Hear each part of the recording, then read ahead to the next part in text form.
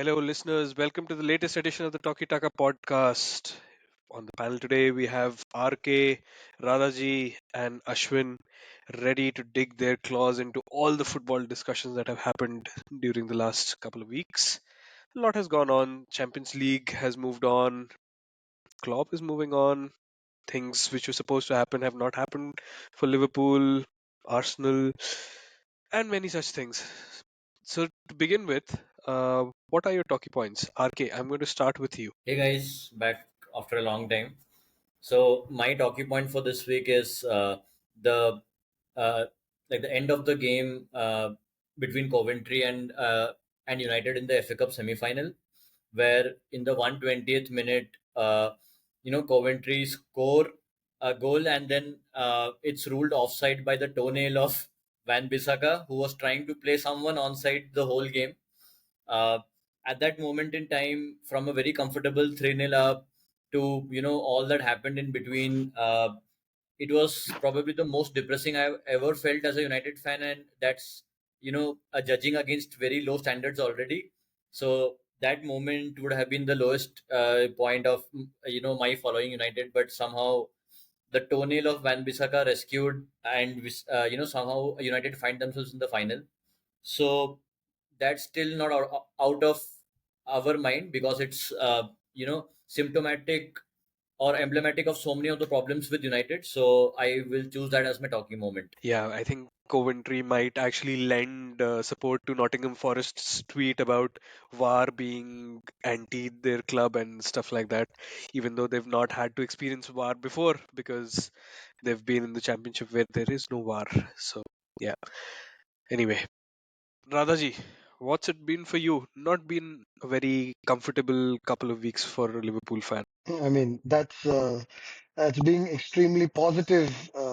It's basically okay. So definitely didn't expect the Europa League, but the Premier League. I've been saying for many weeks now that we are just hanging in there, and we don't look like we're in the same race as Arsenal and City. Although we were still keeping pace with them in terms of points, there was a lot of luck. There was a lot of character and all of that was in our play. So yeah, that's my talking moment. Getting pegged back several notches in the Premier League and an inexplicable loss to Atalanta at Anfield. So, and the end of the Europa League tournament, and we are playing really, really poorly. So yeah, it looks like Liverpool have finally run out of steam mentally and physically. You can see that there's just a fatigue of thinking happening there. So it's a little unfortunate that it's the end of end of his last season with Liverpool, and we're ending in this manner. I just hope we can put 3-4 wins together to get that at least that positive momentum and mentality up in the crowd. But yeah, end of really overachieving season, I would say, in the sense that I didn't expect us to be in with a shout at all in the Premier League, but eventually far inferior to Man City and Arsenal, and now nothing else to focus on, just but to say goodbye to Klopp in his last season. So priorities are very clear now. I'll be going to Anfield with only one thing on my mind, which is say farewell to Klopp. No distractions of potential last day heartbreak at the hands of Man City. So yeah, that'll be a change. But yeah, a couple of weeks where everything ended for Liverpool. That's my talking moment. So, what are you saying? It is the endo season? Anyway, I'll stop with the bad jokes. Ashwin, what's your talkie point? Yeah, I'm still trying to process that joke, Swag. But I think, like you, Swag, I've run out of United moments to call out, or my team moments to call out. So I'll call out the moments from Champions League, and I'm I think sure was I'm sure Ashwin Swag has not run out of United moments to call out. I'm sure he can find a few United moments. well maybe. Uh, Anyway, so I'll call out the ones from the Champions League, and I think it was one of the best Champions League quarterfinals that we have seen in a while, and the fact that the so-called Farmer League teams kind of qualified to the semis. So PSG, Dortmund, Bayern.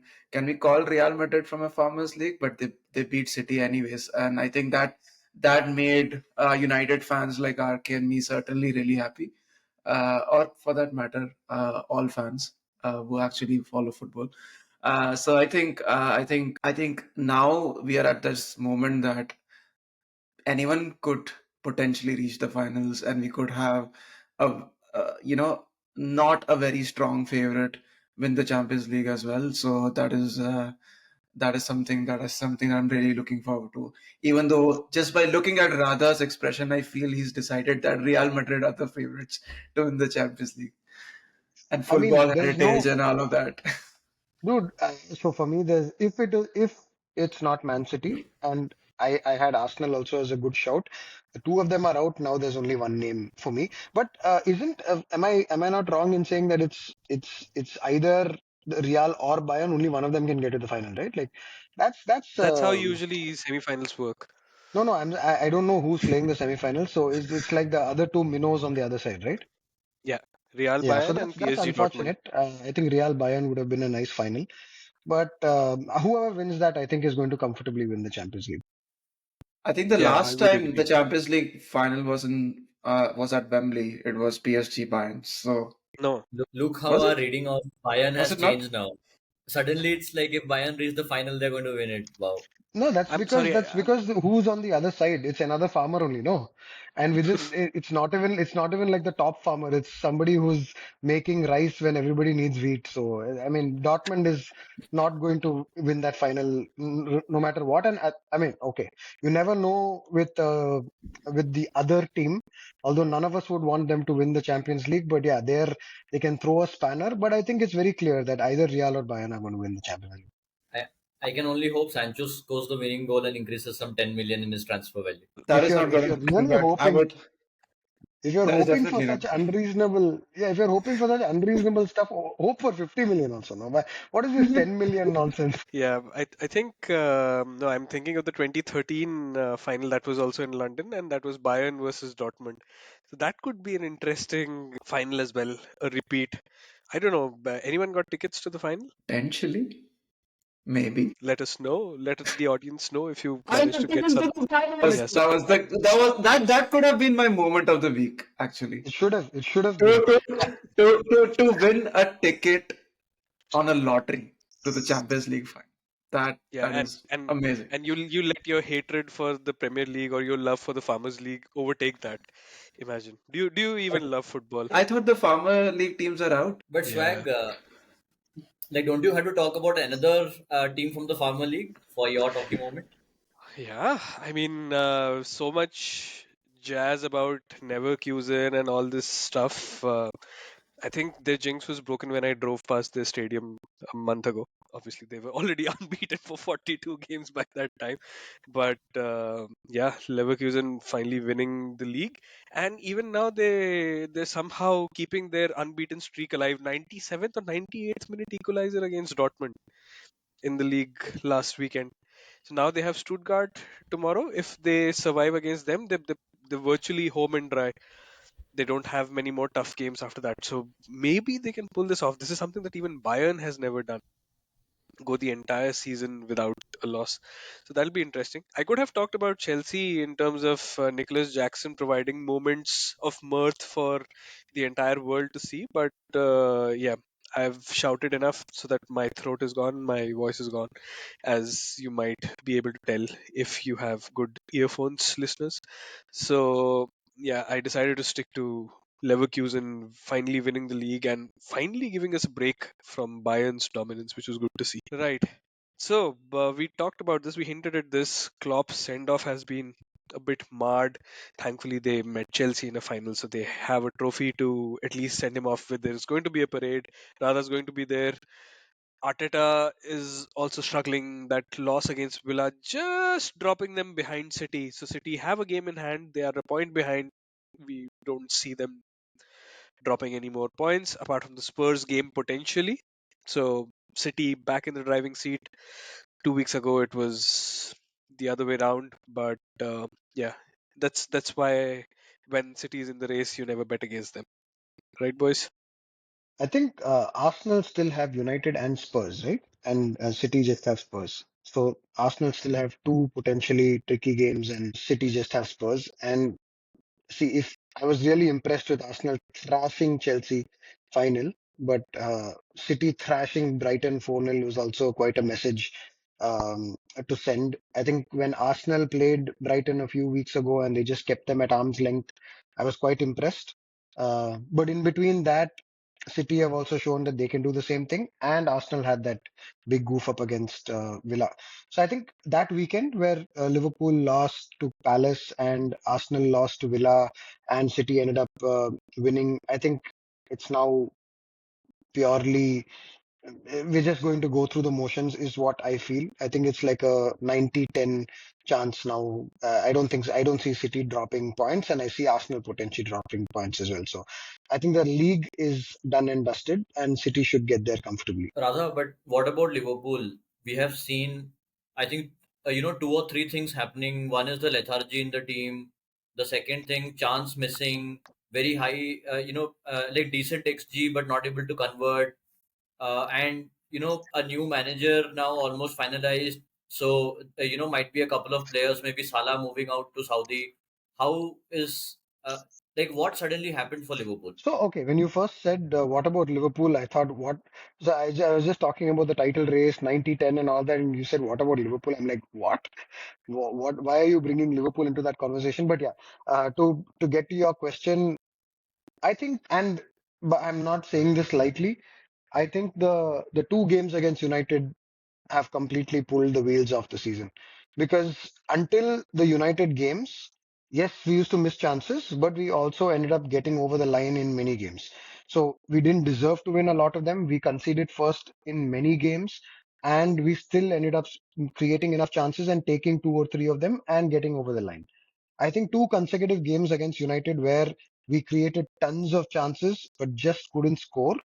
I think that really hurt the confidence of the attackers. It's been an entire season, and you have to say, for all the good things that he does, I guess Chelsea fans may feel similar about Nico Jackson. Although I would still say Darwin seems like he can be a better contributor than Nico Jackson, but he cannot be depended upon. That is becoming very clear. Unless something changes in his composure in front of goal, he just cannot be depended upon. Like even this week against Everton, it was 1-0 down, and he's 6 yards out, and he just decides to smack the ball without placing it. He's got the entire goal to aim at, 6 yards out, and he decides to smack it right at the keeper instead of side footing it to a corner. That's the kind of stuff that you can't really defend, and it's happened a lot. So we can't depend on him. That's clear. If he's an impact sub, then that's something that we can work with. I think he can still play that role like how Harvey Elliott is playing. But now coming to the other major issue that we've seen, and honestly, this was always something that in the back of people's minds, they were thinking, when is that point of time where Mo Salah perhaps loses his legs? Let's be fair. He's had he had an AFCON and then an injury, then came back and then immediately another injury. So he's not had the right kind of preparation for the second half of the season at all. So that could just be it. It could be just a preparation thing. But I'm thinking back to Sadio Mane. When Sadio Mane started to look like he was losing his legs, it never came back. And we ended up adjusting it for a while because we played him at number 9, where he didn't have to do a lot of one-on-one running versus fullbacks. And we were able to make that work. But that also worked because we were playing a deeper 9, a false 9 kind of role. Now with our new system where the nines are actually stretching the play, I don't even know whether Salah can play that role that effectively. No, and let's also temper this by saying that give him a summer break. He probably comes back fresh, and just showing that his vision and his technique off the ball and all of that to create for other players is still top class. Although he's not shown it in the last 2-3 weeks, it's still top class. So he can build a career still. But can he be that guy for us? Is he going to be that 25 goal guy? I think I think not. And it's very clear that he can't take on a man. And I'm not just talking about second half of the season here. All through the season, he's not been able to outrun the fullback. So he's been playing amazingly because of his intelligence and his technique and all of that. But he's not been able to take on a man one on one and beat that guy. So yes, we have a big decision to make. And I think we are lucky that Saudi is always going to be in the market for him. I think this is a summer where Liverpool will definitely consider their options and look at cashing in. Especially given that it's going to be a changing of the guard, a new manager coming in. We might look at it as the perfect opportunity to kind of bring in some fresh blood as well. So yeah, it could be a season of a lot of change, Klopp going and Mo going. It might be the actual true turn of the new era. And the Uber point, RK, just coming to your question, I think that this team was just not ready. It's a team with 80-70% of the team. This has been their first preseason, so maybe physically also they're not to the perfect tuning that a Klopp team Klopp would have liked his team to be.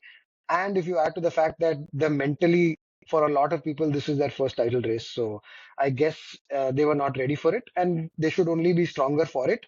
It would have been better if Klopp had a second season with these guys, because now next season, no matter what happens, it will still be the first season for these guys again.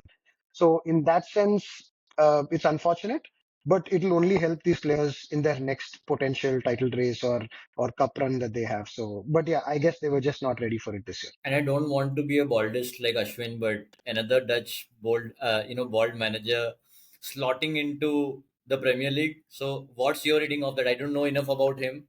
You think it's So, another Dutch guy who's going to be like become overrated, or do you see no, something? that's my only red flag. The Dutch baldness is literally my only red flag. Because, see, broadly speaking, I trust these Liverpool guys to the hilt, because there have been several occasions where I have doubted. But it's been okay. To be fair, it's been mostly about player recruitment, which is very different from coach recruitment. But for player recruitment, I've just put my, 10 years ago, I used to be like, oh, this is the player we should get. This is the guy we should sign, and all of that kind of stuff. For the last 5 years, I've just kind of put my hat down and said, listen, whoever these guys sign, I'm sure he'll be good. And I kind of let that doubt creep in this season. When they signed Wataru Endo, I let that doubt creep in, and even Wataru Endo came good. So I trust these guys completely. I think they have a process, and they go behind that process. I have not heard of this man. I had not heard of Ruben Amorim either. So I have nothing really to say about either of those guys or a preference. The only guy I knew was Xabi Alonso, because he played for us, and obviously Leverkusen is slightly more higher in the strata of things, and we've all been paying attention to that. But I didn't know about Ruben Amorim. I didn't know about Arne Slot or Arne Slot. I don't know how they pronounce his name, but sure. I mean, if these guys think that he's the right choice, I'm way past the point where I start doubting these guys' decisions. So I'm going to support him. But yeah, it would have been a lot better if he was not Dutch or bald. Does our Farmers League expert have something to say on this? I have a point on the manager, but before I do that, let me go on record and say that I'm not a baldist. So I read a few articles about him on the Athletic. Of course, I don't follow Eredivisie or anything like that, but um, the impact that he has had at Feyenoord, like you can't just shoo it away, right? Like that is something that you really need to take into account. Feyenoord were definitely not doing well, and then he has made them into a title-winning team as well. In terms of how he appears as a manager, he's someone who really likes his tactics. He's someone who's obsesses over them. He's very much like Guardiola in that respect. Not saying that he will play only possession football or anything like that. He's also known to tweak his style of play. But again, like this guy is not like just some Tom, Dick, and Harry. And like as Radha mentioned, the Liverpool guys do their due diligence, right? So it is one of the best guys that they could have possibly hired of the people who are available, right? Alonso would have been the perfect one to come in, but he is not available. I don't think these are, the Liverpool are the kind of people who would go for Hollywood signings like, your Zidanes or like Tuchel's or like some of those so-called elite managers. But yeah, no one knows about him, but they do their due diligence, right? So only time will tell, of course, but at this point in time, he seems to be the guy that they are definitely backing, and they've done the research on. Whatever Ashwin said just reminded me of a certain Erik Ten Hag. Yeah, that's exactly what I Yeah, was going to come in true, and say. but yeah, I mean, right, but probably Ten Hag, you even knew him more than Slot, right? Because he reached those Champions League semi-finals. He was one kick away from reaching the final, right? When Spurs got that winner, I think Lucas Moura scored that, and he played the final against United in Europa as well, and he basically had two versions of Ajax teams who won the title as well. So probably in that respect, Erik Ten Hag even more. But again, I would really trust the Liverpool guys, man, on this. Yeah, so So just a couple that's of my take on points. it. Even I knew nothing about this man, and I've been reading all the articles. So it does. So he seems to be heavily influenced by Pep, which is a little worrying for me. But at the same time, he seems to be influenced by a lot of counter pressing, a lot of fast transition coaches as well. So the article that the Athletic wrote about him had pretty much every major coaching name known to the world as his list of inspirations, which is like an interesting blend, including Jurgen Klopp, by the way. So that's an interesting blend to have Pep Guardiola and Jurgen Klopp as your inspiration. It's going to be somewhere in the middle, is what I would hope. The other thing is so obviously he won the league with Feyenoord, which is no mean feat in a league with Ajax, even though Ajax are sucking right now. He apparently had like a final of the Conference League as well. But the interesting thing about what I read was during the COVID season with AZ. Now that was a little bit of a right out there kind of situation. The league got null and voided at the middle stage of that season or whatever. So we never know what would have happened. But the fact that he was challenging with another unheralded team is something that I found interesting. And that's like, okay, so maybe there is some fact of the system being more than just the sum of the players kind of situation there. And the only other, but I got, when you were talking, Ashwin, even I was just thinking about Erik Ten Hag when you were just saying that. The only thing that I can say, and the only difference, say, between Erik Ten Hag coming to United and this guy coming to Liverpool is that Liverpool first and foremost prioritize getting the structure around the manager setup. So that is the only thing I will say that will be a major difference, because I feel this man is going to come in and have a very, very specific on pitch coaching role. I think he's going to get hired as a head coach, not a manager. He's not going to be the guy who has a lot of say input to things that are happening around the club. I think it's going to be the structure that they've put in place, that Edwards has put in place, where the technical director is going to take a lot of decisions about long-termish things, and he will kind of just have an input to a lot of things and focus on the technical football aspect of things, which is very different from Erik Ten Hag's first season. Because in Erik Ten Hag's first season, you were literally having him come and say, "Hey, let's go pick these three guys from the Dutch league or Ajax." I don't think that's going to happen. I think there's going to be a very firm structure in place where he's going to say, "Hey, Erik Ten Hag, you're good at coaching. Why don't you go and coach?" I don't think that happened at United. Well, obviously that would have been the intent, but I'm sure he was getting pulled into a lot of different things for no fault of his own because there was no structure in place. That way, Liverpool from the beginning, they were like, "Hey, I'll get to my coach, but the first thing I need is the structure around the coach. Let's go sign this guy. Let's go sign that guy. Okay, that's done. Let's go after the coach now." So in that sense, it should be better from a structural point of view. But yeah, the individual completely, time will only tell. But let's see. They've done the right Yeah. things to put things around him in a right way. But let's see how it goes for the man. Yeah, and also one good thing is Liverpool have a very good squad already in place. It's not like you're trying to rebuild. You don't have big deadwood to move out. You don't have a Sancho, Ronaldo, Rashford kind of a situation. Casemiro. You don't have those kind of issues. So it's always much better for a manager to come into a stable environment. Probably we have a very different opinion of Ten Hag now, but with a very good squad, who knows? How many of these deficiencies would still be coming out, or how his coaching would reflect. So let's see what Yeah, happens. and it's just the fact. It's the fact of the matter is that RK, we had that structure in. Yes, our CEOs have left over time. The last 2 years have not been great, but for the last 5 years, we've been recruiting a certain type of player to play in a certain kind of way, and I believe that was a key input into choosing the certain kind of manager as well. So in that sense, yes, it should be more stable because they've chosen a manager who plays a system who fits the kind of players that we've been recruiting for the last 5 years. And it also helps that, yes, the entire midfield has got completely revamped.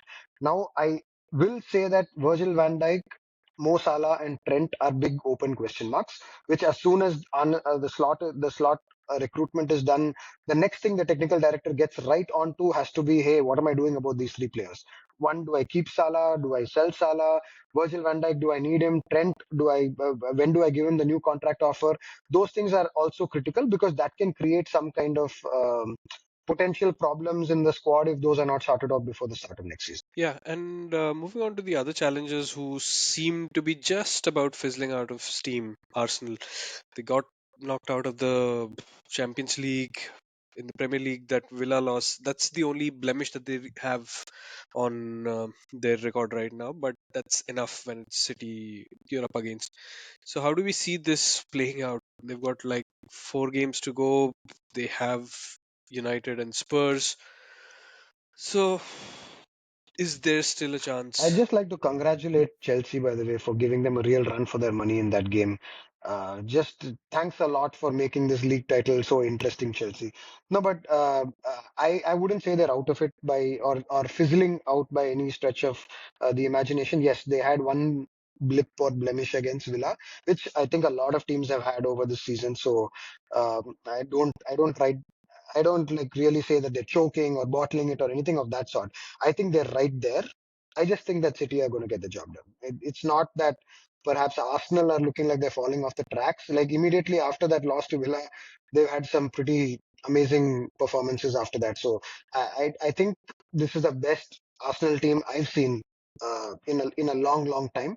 I think they're just going to just like the best Liverpool team I've seen in probably my entire life lost to Man City twice. I think this Arsenal team is going to lose to Man City twice just because they're not as good as that's it. I wouldn't say any negative thing about Arsenal. I think City are just going to be that 1 point or 2 points better. Yeah, it's been a kind of tale of 2 weeks for Arsenal. First week, dealing with all those setbacks, and then suddenly, back into really good nick, very good performances. I need to use this opportunity to gloat a bit because I have been calling out for some time that in my view, City has always been the favorite just because of the way that they handle their run-ins, and Arsenal. We all expected them to kind of be better than Bayern across those 2 legs. They are definitely a better team on paper and in form this season, but uh, they still seem to have this mentality issue when it comes to the big games in the Champions League. As well as in the Premier League run in Champions League, of course, we have seen this happen to other teams as well. It takes a bit of time, to get used to the rhythm and to develop tactics. Even with Klopp and with Pep, City, Liverpool also took a few years to, become real winning material. So probably it's a bit unfair of us also to expect that Arsenal would have it easy against Bayern. So that I think Champions League is a competition where heritage. I mean, Mourinho used it against Sevilla, which doesn't count, but heritage does play a real role in the Champions League. And the Villa defeat also was kind of in the same mode where they finally were in the driver's seat, uh, as Radha was rightly saying. Basically in control, or basically it's up to them to lose points, but then immediately they go and lose the game to Villa when everyone expects them to take the lead and try to win. So there's a bit of that mentality issue when like they're in the front, but last 2 games very impressive. I saw both those performances and lot to like, and looked like Arsenal again, when the pressure has been taken a bit off them again, find the rhythm. And and Arun was also commenting about this, and that's why it came into my mind. They have not had the opportunity to probably play their best midfield three. So whenever I have seen them play Partey, I think it becomes a very dynamic, very tough midfield to beat. And especially in terms of passing, Rice, the further up the pitch he moves, especially in that middle third, his passing takes on a new dimension. I think when he plays as a number 6, Rice passing can be a bit conservative, but as soon as he takes the number 8 role, I think he's a completely different beast because of the ball carrying that he does. So it's worked out very well for them. His thoughts on him, but he's kind of grown into that false nine or nine role. And Trossard is someone who has mightily impressed me. Few months back, I was one of the people who was wrongly, talking about him probably at best as a squad player. But when it comes to the crunch, he's been the guy who stepped up, scored important goals, not shying away. Even in the bigger games, I have been very impressed not by his ability but by his mentality. I think he's a real mentality monster. It's great to have people like him He's in the been team. their Gundogan, right? Like he's been that guy who is a little unassuming in the fact that he's not the star of the team, but he's been so critical. I guess to a higher extent, Rodri is that man for Man City as well. He doesn't score 10 goals a season, but you just know that when City need that goal, Rodri is the man that you need to watch out for. So it's that kind of guy. I think Trossard has been that kind of guy. Havertz against Chelsea was outstanding. Yes, he had his share of misses and eventually scored a couple of goals as well. But he looks so good against Chelsea. I mean, if only Chelsea had a striker like that who they could use. You know, the best thing about that, when Havertz scored, so Chelsea obviously didn't have anything to crow about in this game. So first goal goes in, and the Chelsea Twitter account says Trossard scores, makes it 1-0. Then White scores, it's 2-0. Then goal for Arsenal, 3-0. They didn't Not call not out saying the Havertz at name. all. Goal But for Arsenal, Yep. 4-0. White scores again, 5-0. Yeah. So I mean, but RK, And he I also think never Ab has been celebrated. handling the yeah. Twitter I account mean, for a few days if there now. were any angry, but that's the thing. if there were any Yeah, but that's the thing, right? Like Havertz has just unlocked that new dimension almost, because we have blamed Jesus so much for not being that out and out striker, and this guy is not a striker, but he's more like a false nine who's banging in the goals. And RK, you're right in calling out Trossard as well. Even in the Champions League, right? Like he got that second goal for Arsenal, I think, in the first leg, and he made the tie so interesting. So he's just one of those unsung heroes that we have. And in terms of City, right? Like City have 5 games remaining, Arsenal have 4 games. I think both the teams are capable of winning all the games left. It's just that City will end up winning it, and yeah, and just by pure, just by the yeah, just mathematically, yeah. I guess. One key call out I think that we are forgetting is on the Arsenal defense. I think that has been super efficient this time around, right? David Raya, and we were joking about Arteta signing him, but he's going to win the Golden Glove with 4 games remaining. So that's the measure of how good Arsenal and their defense has been. Saliba, Gabriel, Ben White, like banging in goals now. Like this is just outrageous what So they're doing right. it's. I think I've been saying it for the last, I don't know, 10 game weeks that Arsenal are by far the best, the most stable team. I would say. Even Man City look vulnerable at times, but Arsenal look infallible a lot. And RK, I know. Yes, they ended up losing that one game, but it is just one game. We're talking about in the last 10, Arsenal have just lost one and drawn one. They're actually ahead of City in the last 10 games in terms of points scored, right? So it's literally the levels that they have achieved this season are so far superior to what they did last season and what I had expected as well. It's just that Man City are 1 or 2 points. I think it's a story for us Liverpool fans and for Arsenal fans that the best team probably that we've ever seen our teams have, Man City is just 1 or 2 points better than that. It just comes down to that. I think that's what the story is going to be this season as well. I don't see Arsenal getting better than they have been this season. Yeah, so when Ashwin was talking about Arsenal's defense, I just suddenly remembered. I think Radha was commenting on the group about the Chelsea Arsenal game where Nicholas Jackson kind of breezes past Saliba on one of the counters. So remembering the defense, I was just wondering how can I have never seen anyone glide or run past a Saliba. So that was one thing. And when I thought of Jackson, I thought, how did we all miss probably, one of the talking moments of the week, which one of us should have picked was that penalty and all these kids fighting over it. So, immediately as soon as I thought of Jackson, I thought of that.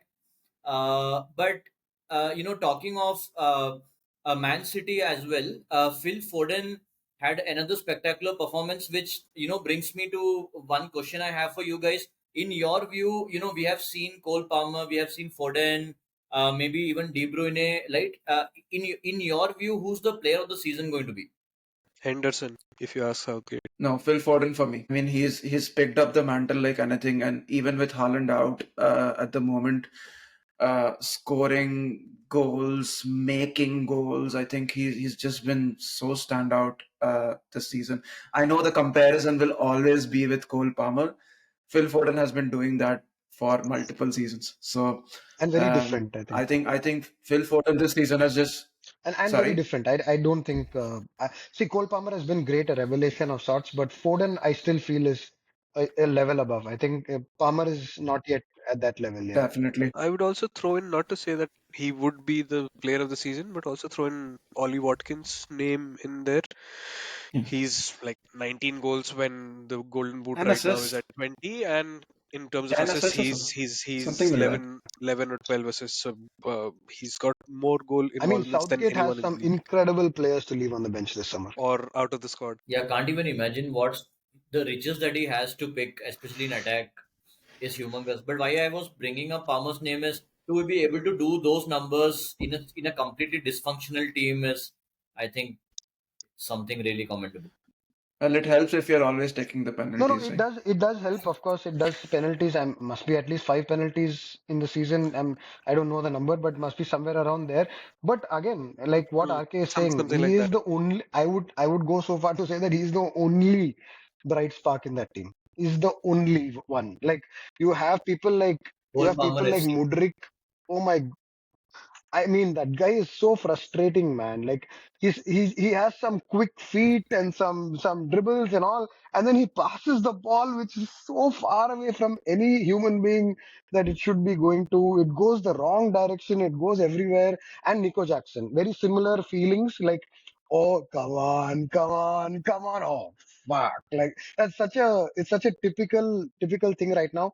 And if these two guys like Mudrik and Nico Jackson are the future for Chelsea, then the future is not looking great. Because just like Darwin Nunes, they've had an entire season to get better. Mudrik a little bit more. It's not. Yes, they are young. All these players I just mentioned are young. They can definitely get better, but an entire season you expect to see some improvement of decision making through the season. And Mudrik, I just don't get it. I just don't see it. Like he doesn't even look like he's roasting Yeah. defenders one on one anymore, like he did when he first came into the league. I don't know, man. I think Chelsea are not in a great place because if they've put all their money on the red or black at the table, then I think it's falling in the double zero, and they're in real trouble, and they can't really correct unless somebody buys these players, they're stuck with them. So that was always going to be the risk Yeah. with this kind of approach of, hey, look how smart we are getting 8 year contracts, 10 year contracts. But look how smart we are. We've gamed the system. But this is the risk. Like nobody's going to buy. Now you Yeah, have to make nobody's it going to work. buy these guys now. So you have to make it work with them, and they're going to have to sell really promising academy talent to make their books kind of like to balance it. So it's a tricky situation to be in. Gallagher apparently high on that list. Potentially Trevor Chalobah as well. Thankfully, we already will get some money for Lewis Hall because his transfer's been triggered by him making some 10 appearances for Newcastle. So something will come in next season because of Lewis Hall, something like 40 million or something like that. But yeah, let's see. But yeah, no, not a good place to be in if you're a Chelsea supporter or a Chelsea player. Everyone's short of confidence. Nico Jackson, you look at him once he gets the ball, you know he's not going to be able to shoot it on target. I think the instance you mentioned, RK, when he goes past Saliba, there's that thing where Gabriel misjudges the entire situation, goes running, falls to the ground, and Jackson has basically a free shot. He can't get it on the goal. It goes outside behind the goal, like he's 6 yards away from the goal, and he can't. Okay, doesn't go into the goal, chalega. Didn't even hit Raya. So the Didn't even difference between go in Darwin that Nunez and general Nico direction. Jackson is Went that somewhere else Darwin entirely. Nunez will get into that possession and hit it straight down the throat of the keeper. If the keeper The is by post. the corner flag, he will still hit it down the keeper's throat over there. Nico Jackson will hit the side netting or hit it into the stadium. That's it. He is not hitting it. He's just that he's got this weird. I say both of them suffer from the same problem, that lack of composure when they get into those positions. I think they have to be subs. They cannot. I don't know. Of course, there's that guy at Chelsea who's not played 5 games in a row. Who's the guy who came from? Yeah, Nkunku. So I mean, maybe that's the guy who's the solution. I Nkunku. just don't see it though. Nico Jackson should be a sub if this is the kind of output he's going to have in the season. I think he should be a impact sub, and there is a place for that kind of player in this league. But Depending on these kinds of players, just not seeing it. Yeah, I, I mean, I don't think there are many teams in the Premier League who have an answer to Man City and their onslaught. But in the Champions League, Real Madrid figured them out. Ancelotti was chill as ever while his team were taking on Man City. And that guy's like, I don't know, you give him a jug of lava and he'll probably turn it into ice or something. He's that ice cold. And apparently there were some Real Madrid players who said after the game that he's been telling us after, not after this game, after the El Clasico, that he said 3 weeks ago that just win this next game, then we'll be comfortable. So we won that game. He said, "Oh, that's okay, but you still have to play Bilbao. So beat Bilbao, then it'll be comfortable." Then comes next game is Barcelona. You have to very good, but you have to beat Barcelona. Then you'll be comfortable to win the league. It's like this Indian parent thing. First you do 10th, then it'll be fine. Then you do 12th, then it'll be fine. Then you do graduation. That sort of activity Carlo Ancelotti is doing with these Real Madrid superstars. But anyway, what did you think of the game between Real and City? The tie was pretty good, I would say, over both legs. All four quarterfinals were extremely fun, extremely well balanced games between the two teams, and Real just about shaving it. Yeah, I mean, sharing it from a scoreline perspective or the result perspective for sure. But I think Man City were definitely the better team in both the legs, right? Like Man City had some 30 odd shots in total. I think 10 of those were on target. There was a point, I think the commentator mentioned that Real Madrid have not had a shot for like 70 minutes or something abominable like that, right? Again, the goal that Rodrigo scored came out of nothing, or at least it wasn't expected. Let me put it that way. And then De Bruyne had some really good chances. Haaland had an off day. Foden had some really good chances. So it almost felt that, like, and it almost felt as if it was football heritage. I know RK has already used that term, but it just seemed to be destined for a Real Madrid win and a Man City loss. And I think that calmness that Ancelotti shows, it extends to his team definitely, because they just were so comfortable soaking in the pressure. There are two players who I would definitely want to call out, actually three.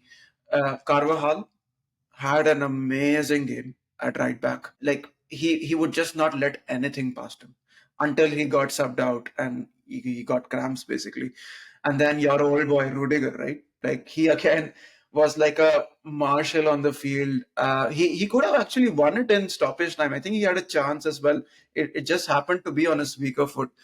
And then Jude Bellingham played a very good, a very Mature. hybrid kind of a role.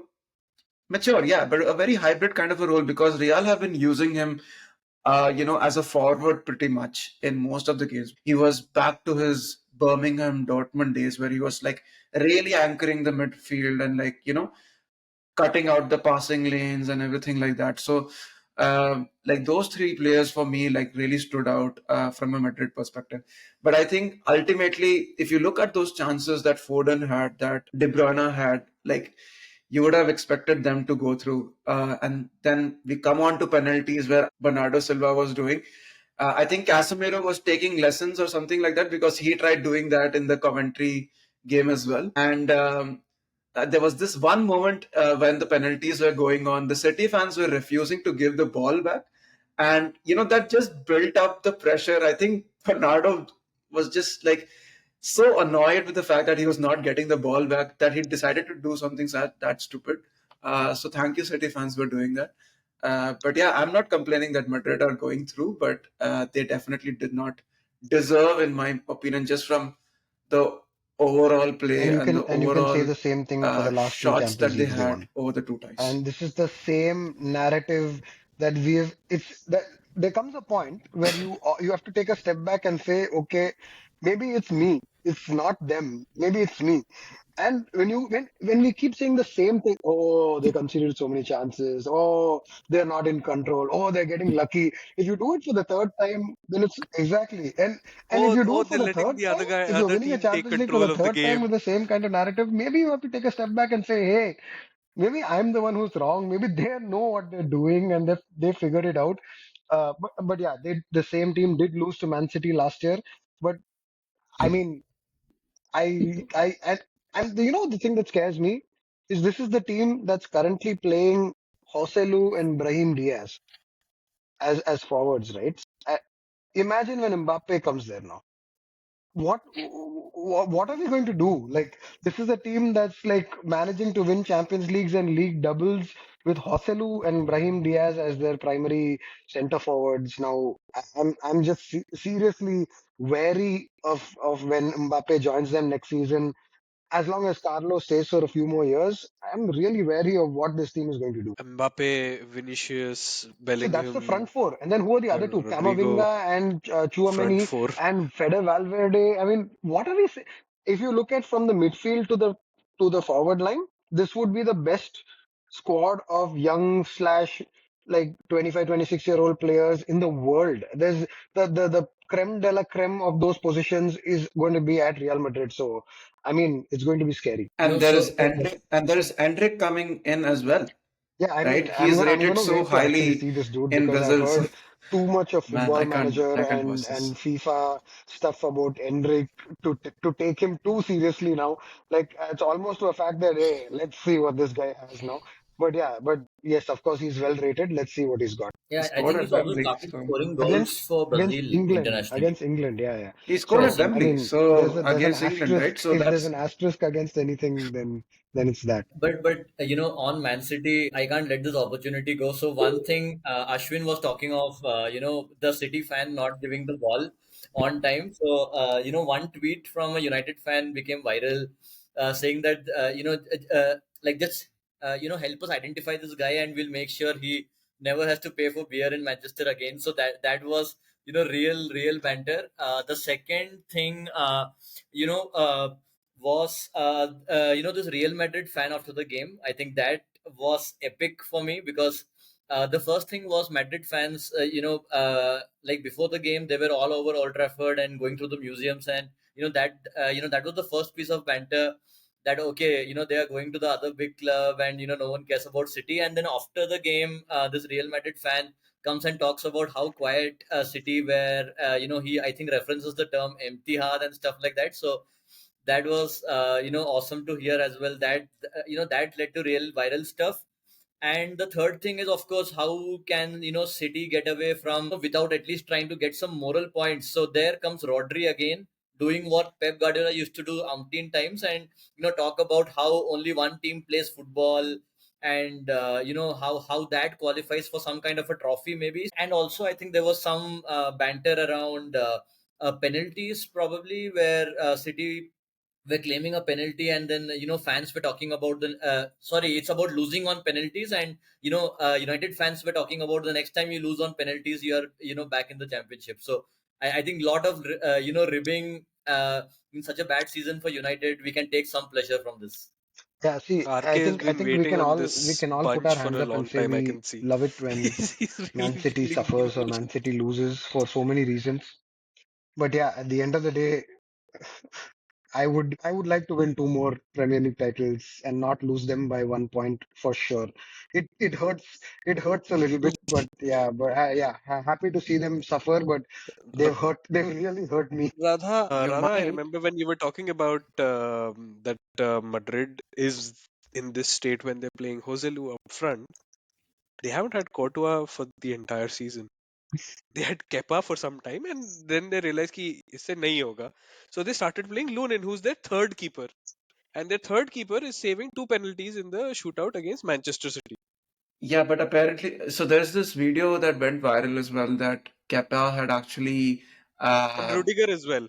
The Kovacic one, instructed. right? Rudiger was pointing Yeah, so Rudiger Exactly. apparently fervently is during the Kovacic's shootout, bestie, saying and this way. and there's Yeah, some entire reel doing Yeah, the works where he's like, who's your favorite person in the Chelsea squad? He says Kovacic, and then it flips to this match where he's saying Kovacic is going that way, and then he dives that way and saves it, and all the Real Madrid guys come to him. So almost like there's a There's like, okay, he did contribute to it. They know it. Yeah. Yeah, and the Kepa thing that you're mentioning, Ashwin, the goalkeeping coach actually came out and said that we decided that nowadays a lot of teams, what they try to do is that they try and do a panenka which will go straight in. So we decided that one of the penalties, the keeper will just stand there Yeah. and he will just decide whichever one he feels comfortable doing that. And it was the first one, and that's the one that actually ended up coming straight to him and he caught it, which also ensures that no one else tries it going forward because they know that okay, that's a risk we cannot take. It's better to just take a penalty in the normal way. And also for Indian fans, Lunin kind of reminded us of another keeper from another sport. So when Madrid won the game, this guy was completely calm, standing still, no reaction whatsoever, and everyone running, and kind of hugging him. So looking at that, I'm sure Radha got reminded of another keeper, MS Dhoni. Yeah, I think there is a slight difference considering Lunin was probably fighting in the war for Ukraine at the front line year and a half ago, so he's probably not Salah too also bothered wears about army gloves, winning okay? or losing a Champions League tie against Manchester City that much. But yeah, territorial army. Okay, moving on. Arsenal got knocked out against Bayern. So Bayern trying to salvage their lost season. Tuchel ready to depart. There's been a petition today saying, "Can we still have Tuchel? Hey, We don't want I'm a Rangnick." fan. I'm a By fan. If Bayern I'm Munich all fans, for and Tuchel giving has the said guy no, who lost no the league dice. another chance, like the one of the first guys of Bayern Munich like history in the last 10, 15 years to lose the league. Yes, give that guy another chance. Just like I love Xavi saying, like, yes, that's exactly the kind of stuff that I want to hear. Xavi staying back at Barcelona, Tuchel staying back at Bayern Munich. Yes, I'm totally for this. I Tuchel, think with Tuchel is being Xavi's linked to situation, United now, Radha. they've been pushing it as if it was a good thing in terms of Xavi decided to stay back. I think they couldn't fire him. They found out they didn't have No, enough but they money to weren't fire him firing him. and get a Sorry, new sorry, guy go ahead. in. And get it. I So think that's the main thing. But also on the no, I think it was a mental or what do you call it, burnout leave or something is what I would put it. On Xavi. On the Tuchel thing, right? I think one of the things that the Bayern Munich fans have called out is that um, the Champions League final is at the Allianz Arena next year, and they feel that Tuchel is the right man who can help them reach the finals because he's got them to the semi-finals as well. So I feel sacking Nagelsmann, sacking Tuchel are just like these weird things that Bayern have done lately, where they have not waited out long enough to see how the manager has been with the squad. But yeah, getting Rangnick in just feels really odd, uh, especially after that failed stint that he had with Man United at a big club. I know that was To Radha's be probably favorite time to being be fair, a United to be fair, hater I was an because Ole fan as well. So I mean, it was I'm just not, crazy, but man. Rangnick was like a Um, different level. But yeah, if the option is Tuchel or Rangnick, then I'm okay. But like if those are the two, but I think honestly, Bayern Munich wanted Xabi. I feel like that was the thinking behind the whole Tuchel. No, I think no, Ashwin. yeah, I think he's going and to I think Real. we'll go there. I think that's. And I I think think we'll go there. Or Madrid. Or Madrid. Yeah, yeah, exactly. I think he's waiting out to see if, yeah, yeah. No, that's like he'll confirmed. definitely stay on for one more year with Leverkusen. And I think he's waiting to see what happens with um what happens with either Bayern that stage or if Carlo decides to go because Carlo's always linked to Brazil or some No, so I think international team, after they right? won the So league, the Leverkusen if that president has also becomes come out and available, said that, why hey, not? Xabi is going to manage Real Madrid. It may be next year, it may be 2 years later, but he's going to manage Real Madrid or something like that. Something to that effect is what he said. So I think that's where Bayern have kind of shot themselves in the foot a little bit. I think it was a premature move where or maybe they thought Nagelsmann also was an opportunity again to bring him back. I don't know. But everybody who is anybody right now, they're kind of having some problems getting them back. So I think maybe Tuchel will end up staying. I think Barcelona also found themselves. See, I know you're saying that they didn't have money to fire him, but it was Xavi's decision. So they don't have to pay him anything.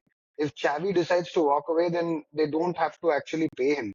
I think they actually found that there's nobody else to hire. which is a real problem in the market right now. So Ruben Amorim, by the way, everybody's talking about him so highly. He's linked with West Ham. I mean, if you're being linked with West Ham, then I don't think you're getting linked with. Yeah. No, no, I'm just That saying that got if dropped that as well. is the club that, if you're That also in got that dropped. He's range, like West Ham nahi then I chahiye. don't think Bayern Munich is in that market. Like is all I'm saying. So then there are really no Yeah. managers around for the likes of Bayern Munich and Barcelona. Yeah, I mean that's the thing. That's the point I think I made in the group as well. Like a lot of these managers, like upcoming managers, I think they need to have that almost like a step one before they move on to elite clubs like Liverpool, Bayern, United, Madrid, or whatever, right? Even Slot, I think, was linked to Spurs before Ange got the job last time around, but we'll see. Anyway, I think coming on to the Arsenal Bayern game, right? So I think this is probably a game where you would have to really laud Tuchel for his tactics because the way he used Kane, the way he used Goretzka, and again cut those passing lanes that I was talking about in the Madrid City games. I think he used that to really good effect, and he used Sane to really good effect because he knows that Sane is a runner and he can really have a go at the Arsenal defenders, right? But the fact that Kane basically, stopped Arsenal from playing their A game. And Arsenal don't have a B game. I think that is the main problem, right? That is the reason that Bayern got the win at the end of the day. Uh, we were all thinking of Arsenal as the team that would be strong favorites to go and get that win, even at the Allianz, just because of the season that Bayern have had. But when it comes to cup competitions, man, Tuchel is a man possessed. He knows how to get that one, and that's what led to them getting this tie. But I personally am really happy for Kane to go through because I feel that this guy is trolled a lot, sometimes without reason. He's one of the better strikers that we have seen out there for the last 7 to 8 years, easy. And I think the fact that he Yeah, I mean, losing potentially the has a league chance and to win losing the in the Champions semifinals League, is better than I'm losing all the for. league and losing in the quarterfinals. I'll give you that much, Ashwin. This is As someone definitely a who's Real lost two Madrid finals fan to them, speaking. I don't think it's a fan speaking. It's just speaking from experience. But no, but I'm sure. I mean, like they always have a chance. But if I'm a betting It's man, just it's going to be realism. Real Madrid for sure. Yeah, obviously Madrid will definitely be the favorites, but it's not a done deal already that you would say that okay, I it's like mean, even to have a Bayern chance, or right? Even to have a Yeah, chance, no, I fair think enough. But I'll like just that's say, I great because think we were while not we expecting Bayern to take go a through step and kind of against toot Arsenal for sure. Tuchel's horn, there's a huge Arsenal factor to this as well. I think everything that we were talking about Real Madrid, the opposite of that is true for Arsenal. I don't think Arsenal are the team that they are in the Premier League, in the Champions League, which is what RK has also been saying for a few weeks now. It's that heritage, for a lack of better word. There is definitely serious self doubt there. So on paper, for me, it was a no contest. It was a clear Arsenal victory, but there is severe self doubt in Europe, which doesn't seem to exist in the Premier League so much anymore. But definitely in Europe, they are not the flawless or the stable team that we see in the Premier League. Yeah, and I don't agree with what Ashwin said that Arsenal don't have a plan B or they're not capable of playing in different ways. I think Arsenal are very very capable of playing in multiple different ways. They have like just as an example, they have a striker like Jesus. They can go to a striker like Havertz. They can play multiple combinations in midfield. In a variety of ways. They have Trossard and Martinelli option on the wing. They have a Zinchenko and a Kivior option. So I mean they have a lot of tactical flexibilities, but what was wrong against Bayern was how conservative they were. They wanted to make sure that they're controlling the game. They were not sure of their counter press. They weren't sure of being able to stop counters, maybe because they felt that they didn't have the required amount of stamina playing twice a week. I don't know what the reasons were, but definitely seemed like Arteta didn't want to give the ball away at all, wanted to minimize the counters, and what that basically was resulting in was a lot of sideways, lot of conservative passing. Arsenal barely created any XG in that game. I don't even remember if they had any significant, a lot of significant shots. Probably the shots were in single digit. Shots on target were, below 5, below 4, maybe. So, Arsenal, yeah, it comes back to the mentality issue, right? And it's not just mentality of the players, the mentality of the manager as well. Probably he's also not ready to be able to take enough risks to on such an occasion. But probably they'll be the better team for it next season. Who knows? Yeah, and I think we probably need to see Arsenal against tougher opposition more in Europe. That's what we didn't see them even in the group. They had a easy ride. Then Porto in the round of 16, and they gave them tough games. They won their So am I home am I leg as right well. in So saying yeah, that this let's is see their next season. first Champions League They will be there in the Champions League again. So outing under we Arteta, we or is this the second? So then see then all I can say about Arteta is, no, and this was the first. I was one This is of the the first. premier Arteta doubters in the beginning in the Premier League as well. But the systematic improvement and the season on season improvement that he has shown after the first 2 3 years, where I thought the first 2 3 years were a little static, but after that the season on season improvement that he's shown has been tremendous, and you have to give him credit for that. So I think they will get over this hump, and maybe they'll become a serious contender in the next. But if this is their first outing, I'll give them a little bit of slack. Like, they are somebody who's playing in their first Champions League in what, I don't know, 8 years, 10 years, I don't know. So yeah, it's a long absentee club from that big stage. So Eight in years, I that think. sense, you can't really berate them too much.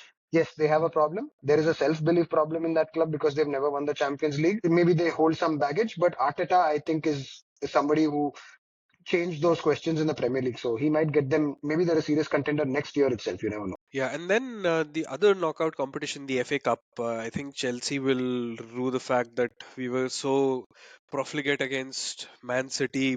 You would argue that there were decent enough sections of that game between Chelsea and Man City where Chelsea were the better team, they had better chances, and just could not finish a single one of them.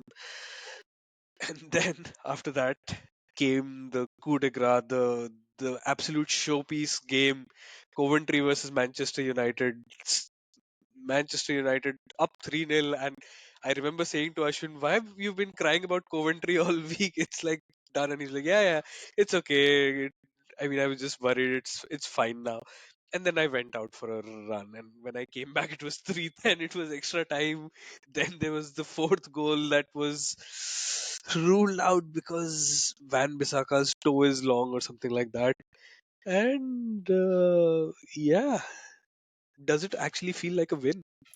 To Anthony, it does. No, I think it was a fucking embarrassment. Like, there's no other words to describe it. After the game, I was definitely trying to find out the faults, but like, there's so many faults in that particular match. At 3-0, if no matter what team is out there, if you are playing a championship team, you have to see it out. It's just crazy how we are not able to see games out. It happened against Brentford, it happened against Chelsea, many other games throughout the season. Galatasaray, I remember, was another crazy one at the start of the season. It's a mentality issue. I don't know what's wrong with them. And let's be honest, Coventry did not play really well.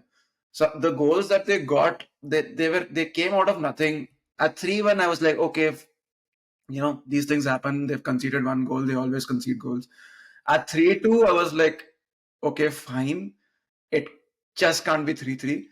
And then when 3-3 happened, I was like one of those United supporters who actually left the stadium, right?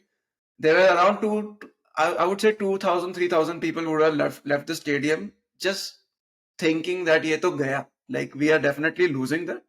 And then when that 4-3 happened and it was obviously ruled out for offside, it didn't feel, you know, it felt very natural because this is what we have been reduced to as a team. This is what we have been reduced to as a club. And it, like I said, it felt really embarrassing to win that penalty. I almost felt that, just give that goal to them, even if it was offside, even if it was like I know it was like millimeters offside, just give it to them because we didn't deserve to go into the final, especially if you play like that. And then after the game, Ten Hag is defending the result, saying that, oh, it's not just one game that we won. It's like, all the other stages that we won as well. Yeah, fair, you won those games as well, but this is now not how you want a United team to win. There is a video doing the rounds of Sir Alex Ferguson winning the Scottish FA Cup or something of that sort with Aberdeen, and they've had a really shit game, right? And the journalist is asking him how he felt about it, and he's like, he's absolutely embarrassed to win the cup. They did not deserve it, and he didn't feel like a champion of any sort. That is what I've expected Ten Hag to do, not people like Anthony who are like cupping their ears, and no matter how much they have been provocated, doesn't matter. It's a championship team. It's a fucking championship team. Harry Maguire went into the commentary dressing room after the game, and he spoke to the guys and he was like, listen, we didn't deserve to win. That's the kind of behavior you expect from a top four, top five, top six team in the Premier League. Not this shit. I'm sorry. I mean, even if I know we are going to lose to City anyways, I'm but sorry, we don't deserve to be in the final. I think Coventry that's City not the versus kind Man of City would behavior have you been a better expect fight from a top five, top than six United team, man. versus. I mean, if you have just played the game that you played against Coventry, if I'm the leader in that team, I'd be throwing shoes, I'd be throwing something in my own dressing room rather than going into Coventry's dressing room and patting them on the back. Sure, I mean, I think very respectful, and we saw that on the pitch as well, by the way. So he went straight to the Coventry players, shook their hands and all of that, while Anthony was doing his nonsense. But I mean, if you just imagine what Roy Keane would be doing in that situation. He's not going to be going into the other dressing room and saying, "Hey, well done, guys. We didn't deserve to win." He would be giving somebody a bloody nose or a bloody. I mean, obviously different times, but it's a little funny. I find this entire situation funny. Also Maguire was on the pitch, so he's equally responsible for, and he's one of the center backs, so he's responsible for it being 3-0 down, 3-all, or 4-3 for that matter. You can't go into the dressing room being one of the players responsible and, be big about it to the opposition. But to be honest, I didn't read about this. I saw him shaking hands No, on the pitch immediately, which is fair and square, but I didn't know about this. I found nobody's there. that funny where Hoyland scores the last penalty and he runs to the side and he starts celebrating and he It's turns fine. It's around and fine. there's no I one mean, there. listen. You're entitled to celebrate, right? So it's fine. But it's like doing things like they should be embarrassed of themselves, like and they follow it up with going 1-0 down and 2-1 down against Sheffield United at Old Trafford. So I know they won the game eventually, but this team, I don't even know what to call this team. It's just the funniest bunch of players, or funniest system, I should say. I think some of the players are great, but it's just a funny system that Ten Hag plays, and I think he's definitely as much So I was responsible tell I for was talking to a few the weeks ago the about this, and I three think all that as the United is players the are. best crap team in the world, in the sense that they are so bad at times that it's inexplicable, but they're still sixth place in the league, seventh place in the league. They're in the final of a cup. They're able to. They're such a moments team that and Ten Hag is properly riding this wave. So I after like I mentioned it after the Liverpool FA Cup game as well, that hey, some of the things that we have seen today is just ridiculous. I mean, yes, sure, it's a great thing to move into the semi-final of the FA Cup. That's really nice. But this cannot be the systems. This cannot be a well-coached team coming out and playing the way that they did it in the league, the game after that. Then they did it again against Coventry. It's and Ten Hag comes out and exactly this, right? He comes out and says that, hey, we've been in two finals in 2 years. Tell me the last time we've done something like this. Blah blah blah.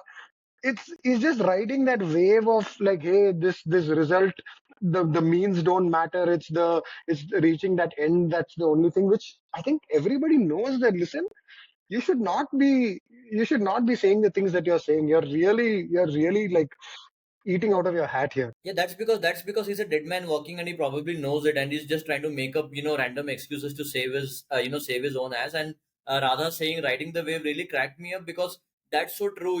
If you just take XG, United should be 14th or 15th in the league, which is why they are able to probably just about beat Burnley and be somewhat on XG terms better than the likes of Sheffield. But I mean, that's where they are. If you look at the league position, they should ideally be in that bottom half of the table for sure. So Ten Hag, he can take all the excuses he wants about injuries, blah blah. Being in two finals, but you are a bottom six team. Yeah, all right. I think the United boys have real issues with Ten Hag's Reds right now. I think we'll have more to talk about this in the coming few weeks. So let's close with a quick chat about the North London derby, which is coming up on Sunday. Spurs versus Arsenal.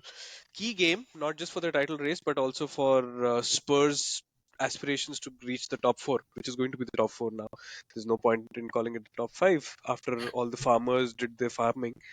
So, how do you see this playing out?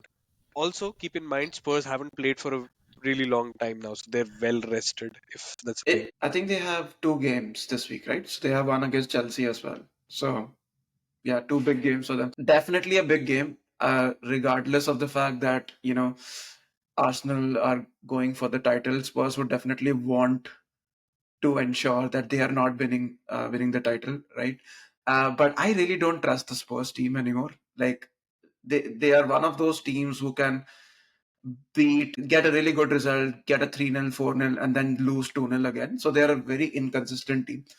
And Arsenal are just solid. They're solid at the front, they're solid at the back. So I definitely feel that Arsenal are going to win this one. Yeah, for me, this is more about Arsenal than it's about Spurs. We talked about mentality and them being such a good team, systems or intrinsically being such a good team. For me, this is again about proving that on the field in a big game, and again trying to put pressure on City. I think Arsenal have it all to prove here, and if they are on their game, it's an away game. It's a derby. It's form goes out of the window and stuff, but I think it's all on Arsenal. I'm looking to them to show up Yeah, I and am get it not. done. I think they're going. I think they should win, but this is a slippery one because of all the things that RK said. It's a little bit more pressure when you're in this situation where you have to win everything. I thought Chelsea would be a harder game than it was, but Spurs should give them a harder game than Chelsea did. So might be tricky, but yeah, I mean it's possible, but I don't know. I Which is just possible for feel like anyone. Arsenal should I win, mean, but the if they don't, they just go crown those light blue pieces of shit. Yeah, along with yeah, Ten Hag, maybe for all the shit that That's he's all been I. doing. That's what I texted you guys Good on the luck with group your as well. bald Dutch The only manager, thing I rather. didn't want is a bald Dutch guy, but chalo, theek hai. Let's see how it goes. Good yeah. luck. On that positive and hopeful note about the future, I think we'll stop here, listeners. As you would have realized by now, this is a pretty long episode, and hope you enjoyed it. And we'll see you again next week. Bye bye.